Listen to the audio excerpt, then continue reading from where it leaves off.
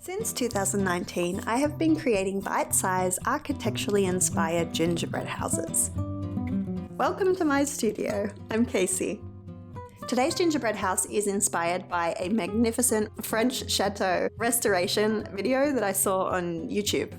The channel is called Escape to the Dream, Restoring the Chateau. It's quite magical to watch this restoration, so I'll leave a link below in the description for you to check out.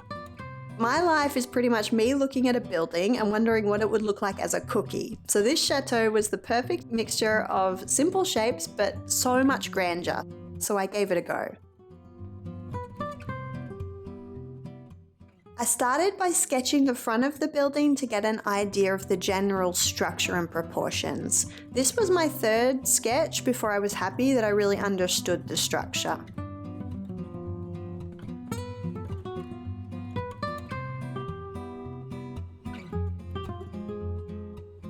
Then I got cracking making my mock-up from recycled cardboard.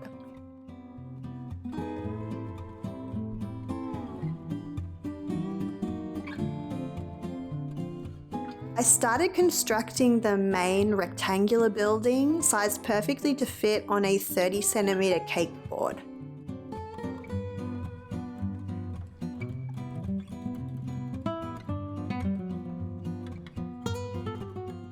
When building a slanted roof for a gingerbread house, I am always wary of how steep the angles are and where each piece will connect so that I can minimize the risk that the roof will slide right off.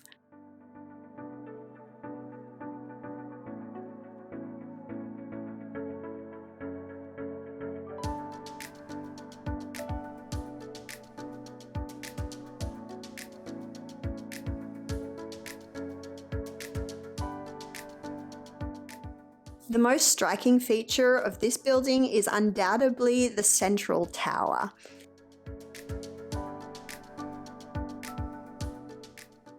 I was really trying to match the original tower that seemed to have 5 sides, but when I went to think about the construction for the peak of the tower that would sit on top, it was getting more complex than it needed to be. So I simplified it and made it 3 sides, which still looks great.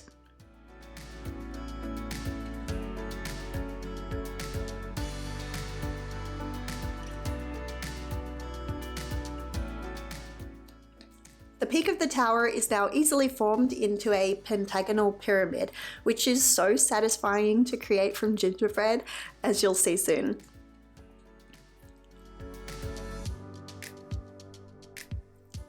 It is surprising how long it takes me to get to this point, measuring each side out to figure out the right proportions for the design.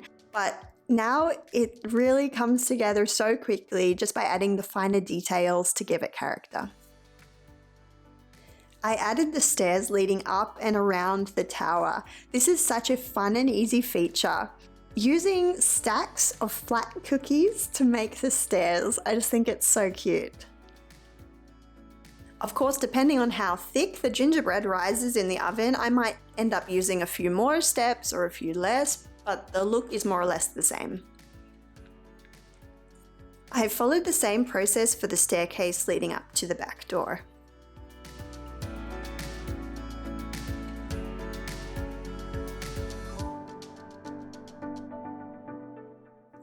The last fine detail for this chateau was the slanted roof windows.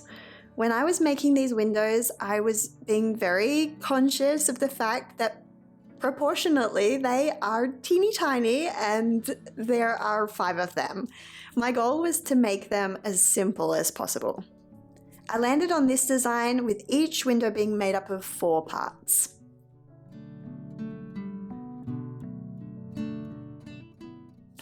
And now the mock-up is complete. I'm super happy with it and it fits beautifully on my cake board. So now on to making the template. I have measured and cut out each of the pieces. I then added my windows and my doors onto this template. Here I am adding standard rectangular windows and doors, which are super cute, but my tip for you is to take a gingerbread house template and get creative with the windows and doors. This is how you can really make it unique and your own. You can use any shape to make your windows so interesting. Even better, grab cookie cutters and make them even more fun.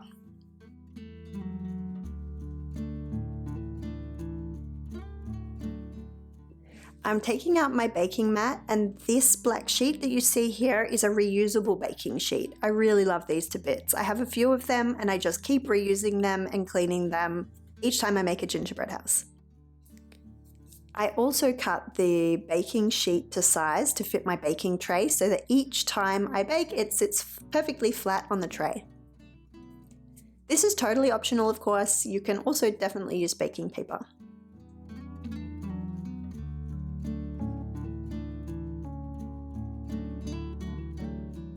I simply roll out my gingerbread and cut it to size using the template.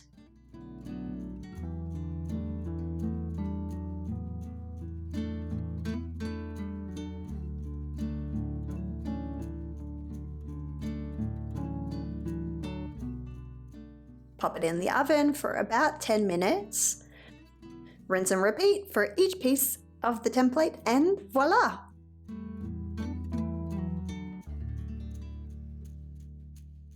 Now to the best part.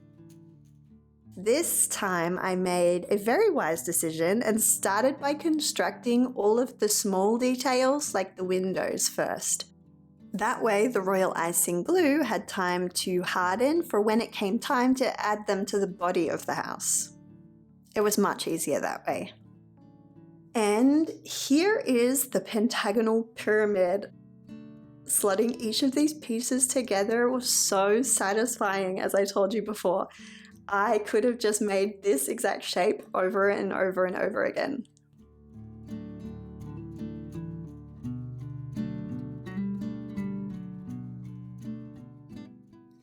Onto the body, I decided to pop out the windows and the doors this time, but you don't have to. Sometimes I do, sometimes I don't. Because the sides are so tall, I constructed this lying on its side. Time again, I would just construct it standing upright, but as I use items laying around as supports, it worked just fine. Once the icing hardened, I brought it up into upright position and started to add the roof. Now, this is when it all went wrong. I was optimistic that the walls would have enough stability to hold this roof. Lesson learned, I made a tweak and added a base for the slanted roof to rest on. I should just do this from the start every time, but I have to learn the lesson again and again.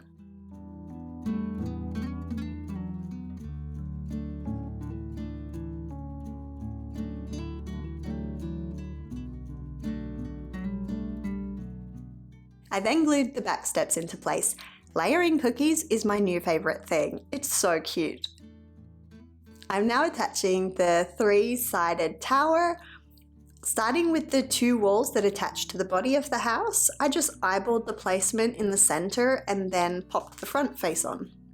As I made the roof peak earlier, it had time to harden and become really stable, so I could easily pick it up and add it directly onto the tower. The front steps slot nicely into the sides of the tower and onto attaching the roof windows.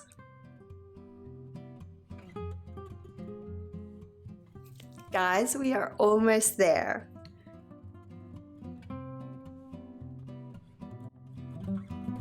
And here it is, the Chateau gingerbread house. Fully glammed up in 3, 2, 1. It has been a blast sharing this process with you. If you would like to see more bite-sized houses, or if you have a funky idea of what you would like to see me build next, let me know in the comments. And if you feel inspired to build your own knockout bite-sized house, you will find a link to the templates in the description below. Thanks for watching. Bye.